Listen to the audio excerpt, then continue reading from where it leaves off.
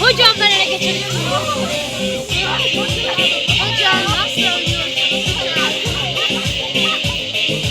arayı doldur. Ya siz nasıl oynuyorsunuz topla? Çünkü arayı öyle bir açtılar.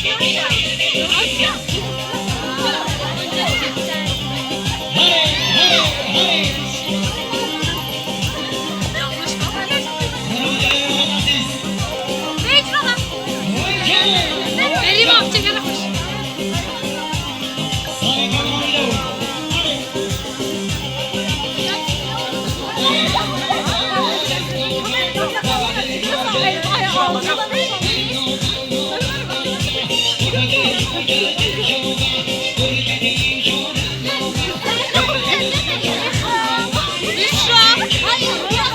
Ben hiç oynamadım.